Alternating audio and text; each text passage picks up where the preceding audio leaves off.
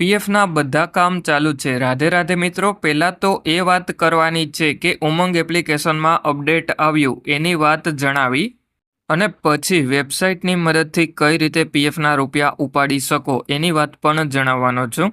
એટલે એના માટે સૌથી પહેલાં તો ઉમંગ એપ્લિકેશન ઓપન કરી અને એમાં ઈપીએફઓ ટાઈપ કરી અને સર્ચ કરી લેવાનું। એટલે જેવા ઈપીએફઓ સર્ચ કરો એના પછી ઈપીએફઓ ઉપર ક્લિક કરી લેવાનું। એટલે હવે આપણે ઉમંગ એપ્લિકેશનમાં ઇમ્પોર્ટન્ટ સર્વિસ પીએફની જે ચાલુ છે એની વાત કરીએ। એટલે એમાં યુએએન અલોટમેન્ટ એન્ડ એક્ટિવેશન ચાલુ છે અને ફેસ ઓથેન્ટિકેશન પણ ચાલુ છે। યુએએન એક્ટિવેશન કરવું હોય ત્યારે ફેસ ઓથેન્ટિકેશન પણ કરવું પડે। અને હવે સૌથી ઇમ્પોર્ટન્ટ મેસેજની મદદથી કઈ રીતે પીએફની ડિટેલ મેળવી શકો એ પણ ચાલુ છે, તેમજ તમે કઈ રીતે મિસ્ડ કોલની મદદથી પીએફની ડિટેલ મેળવી શકો એ પણ ચાલુ છે। હવે જો તમારે યુએએન એક્ટિવેશન કરવું હોય તો યુએએન એક્ટિવેશન ઉપર એક વખત ક્લિક કરી લેવાનું અને પછી એમાં સૌથી પહેલાં યુએએન નંબર પગારની સ્લિપમાંથી જોઈ અને એન્ટર કરી લેવાનો અને પછી નીચેની તરફમાં આધાર કાર્ડ નંબર એન્ટર કરી લેવાનો અને પછી એમાં નીચેની તરફમાં આધાર કાર્ડ સાથે જે પણ મોબાઈલ નંબર તમે લિંક કરેલો હોય એ મોબાઈલ નંબર એન્ટર કરી લેવાનો અને પછી તમારે આ બોક્સ ઉપર ક્લિક કરી અને સેન્ડ ઓટીપી ઉપર ક્લિક કરી લેવાનું। એટલે ઓટીપી તમારા મોબાઈલ નંબર ઉપર આવી જશે। એ ઓટીપી સબમિટ કરી અને ફેસ ઓથેન્ટિકેશન કરી લેવાનું। એટલે પછી તમારો યુએએન નંબર એક્ટિવેટ થઈ જશે અને મેસેજમાં તમને પાસવર્ડ આવી જશે અને હવે મેસેજની મદદથી પીએફ એકાઉન્ટની ડિટેલ મેળવવા માટે એકાઉન્ટ ડિટેલ ઓન એસએમએસ ઉપર ક્લિક કરી લેવાનું અને પછી સેન્ડ એસએમએસ ઉપર ક્લિક કરી અને એસએમએસ ટાઈપ કરવાનો। એમાં સૌથી પહેલાં ઈપીએફઓ હેચો ટાઈપ કરવાનો અને પછી એમાં સ્પેસ કરી અને તમારો યુએએન નંબર તમારે ટાઈપ કરી લેવાનો અને પછી account detail on missed call ઉપર ક્લિક કરી અને પછી કોલ ઉપર ક્લિક કરી લેવાનું। એટલે તમારા મોબાઈલમાં ડાયલ પેડ ઓપન થઈ જશે। એ ડાયલ પેડમાં ઓટોમેટિક નંબર ટાઈપ થઈ જશે એટલે કોલ ઉપર ક્લિક કરી લેવાનું। એટલે પછી તમને મેસેજ આવી જશે અને એમાં પીએફની બધી જ ડિટેલ જોવા મળી જશે। અને હવે પીએફના રૂપિયા ઉપાડવા માટે સૌથી પહેલાં તો તમારે તમારા મોબાઈલમાં કોઈપણ એક બ્રાઉઝર ઓપન કરી અને epfo.gov.in ટાઈપ કરી અને સર્ચ કરી લેવાનું। એટલે પછી ઈપીએફઓની ઓફિશિયલ વેબસાઇટ તમારા મોબાઈલમાં ઓપન થઈ જશે અને પછી તમને કંઈક આ રીતેનો ઇન્ટરફેસ જોવા મળી જશે અને આ વેબસાઇટની લિંક તમને વિડીયોના ડિસ્ક્રિપ્શનમાં પણ જોવા મળી જશે। અને વેબસાઇટ અપડેટ થઈ ગઈ એટલા માટે આ સિમ્બોલ ઉપર ક્લિક કરી લેવાનું અને પછી તમારે વેબસાઇટમાં નીચેની તરફમાં આવી જવાનું અને એમાં તમારે વિડ્રોવ પીએફમાં એપ્લાય નાવ ઉપર એક વખત ક્લિક કરી લેવાનું। એટલે પછી તમને મોબાઈલમાં એલર્ટ જોવા મળી જશે।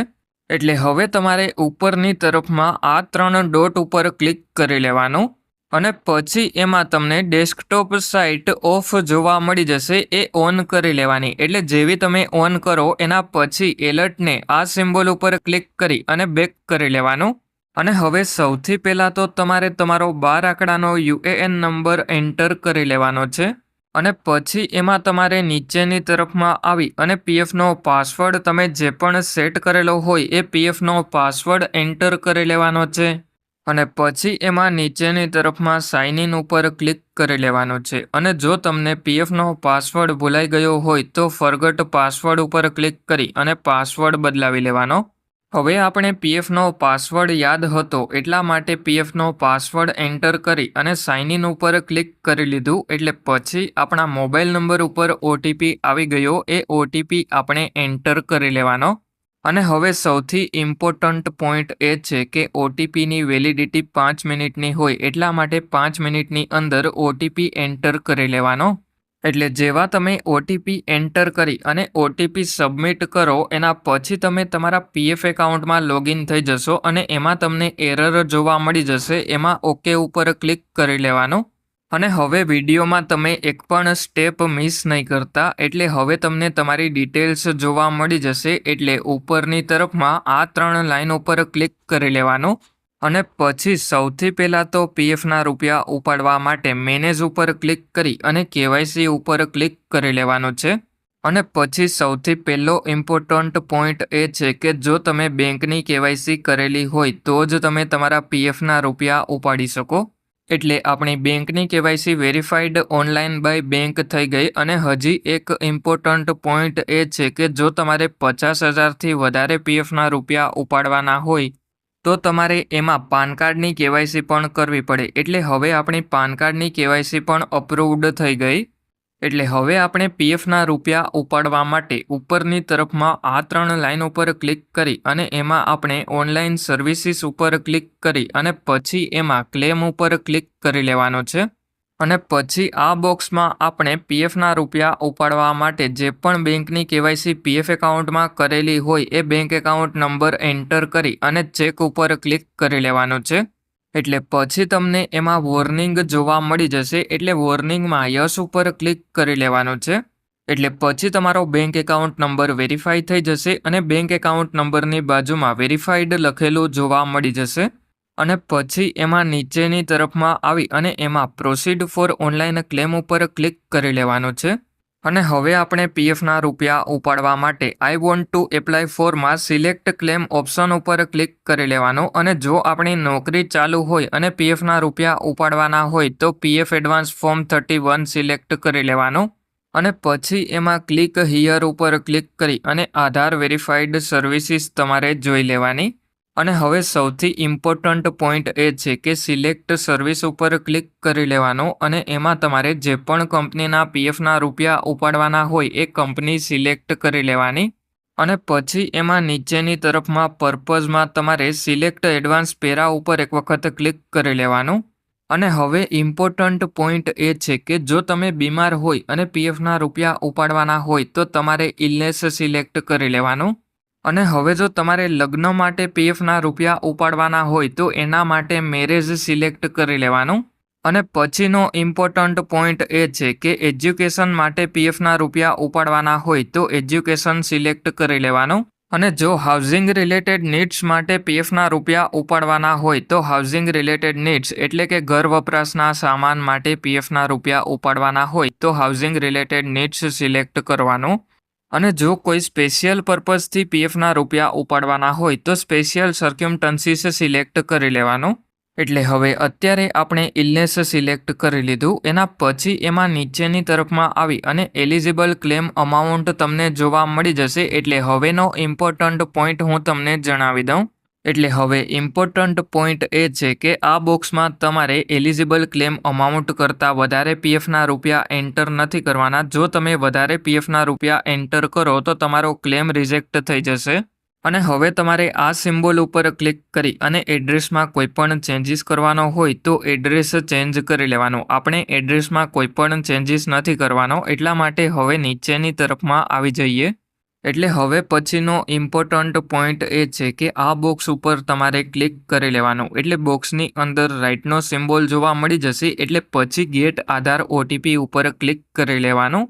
એટલે જેવા તમે ગેટ આધાર ઓટીપી ઉપર ક્લિક કરો એના પછી તમારા મોબાઈલ નંબર ઉપર ઓટીપી આવી જશે. એ ઓટીપી એન્ટર કરી અને સબમિટ કરી લેવાનો. એટલે થોડાક દિવસની અંદર તમારા બેંક એકાઉન્ટમાં પીએફના રૂપિયા જમા થઈ જશે. અને હવે જો તમારે તમારા બધા જ પીએફના રૂપિયા ઉપાડવાના હોય તો એમાં તમારે સિલેક્ટ ક્લેમ ઓપ્શનમાં આપણે પીએફ એડવાન્સ ફોર્મ 31 સિલેક્ટ કરેલું હતું ત્યાં આપણે PF final settlement form 19 select કરી લેવાનું છે. અને હવે પછીનો ઇમ્પોર્ટન્ટ પોઈન્ટ એ છે કે જો તમારી સર્વિસ 5 વર્ષથી ઓછી હોય અને 50,000થી વધારે પીએફના રૂપિયા તમારે ઉપાડવાના હોય તો એના માટે ફોર્મ 121 તમારે અપલોડ કરવું પડે.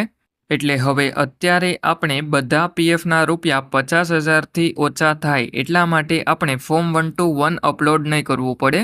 એટલે હવે આપણે એમાં નીચેની તરફમાં આવી અને આ સિમ્બોલ ઉપર ક્લિક કરી અને એડ્રેસમાં કોઈ પણ ચેન્જીસ કરવાનો હોય તો એડ્રેસ ચેન્જ કરી લેવાનું.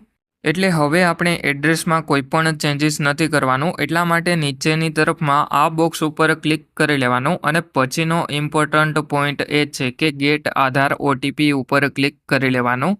એટલે પછી આધાર કાર્ડ સાથે જે પણ મોબાઈલ નંબર લિંક કરેલો હોય એ મોબાઈલ નંબર ઉપર ઓટીપી આવી જશે. એ ઓટીપી સબમિટ કરી લેવાનો. અને હવે જો તમારે પીએફનું પેન્શન ઉપાડવાનું હોય તો pension withdrawal benefit form 10C select કરી લેવાનો. અને પછીનો ઇમ્પોર્ટન્ટ પોઈન્ટ એ છે કે આ સિમ્બોલ ઉપર ક્લિક કરી અને એડ્રેસમાં કોઈ પણ ચેન્જીસ કરવાનું હોય તો એડ્રેસ ચેન્જ કરી લેવાનું અને પછી એમાં નીચેની તરફમાં આવી જવાનું અને ડેટ ઓફ એક્ઝિટ તમારે જોઈ લેવાની. અને આ ડેટ ઓફ એક્ઝિટ જ્યારે આપણે નોકરી છોડી દીધી હોય એના પછી આપણે અપડેટ કરવી પડે. એટલે હવે આપણી ડેટ ઓફ એક્ઝિટ અપડેટ થઈ ગઈ એટલા માટે નીચેની તરફમાં આવી અને પછી આ બોક્સ ઉપર ક્લિક કરી લેવાનું અને પછી ગેટ આધાર ઓટીપી ઉપર ક્લિક કરી લેવાનું અને પછી જે પણ ઓટીપી તમારા મોબાઈલ નંબર ઉપર આવે એ ઓટીપી એન્ટર કરી અને સબમિટ કરી લેવાનો. અને હવે આપણે ટ્રેક ક્લેમ સ્ટેટસ ઉપર ક્લિક કરી અને ક્લેમનું સ્ટેટસ પણ જોઈ શકીએ.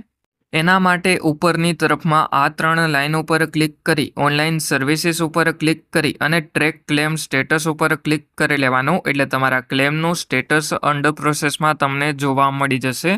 એટલે આ રીતે તમે તમારા મોબાઈલની મદદથી તમારા પીએફના રૂપિયા ઉપાડી શકો. હવે જો કોઈ તમારા મિત્રનું પીએફ એકાઉન્ટ હોય તો એમને પણ આ વિડીયો શેર કરી દેજો. અને હવે જો તમારે તમારું પીએફનું કોઈ પણ કામ મારી પાસે કરાવવું હોય તો મારું જે વોટ્સએપનું ગ્રુપ છે એની લિંક આ વિડીયોના ડિસ્ક્રિપ્શનમાં જોવા મળી જશે. ત્યાંથી તમે ગ્રુપ જોઈન કરી લેજો.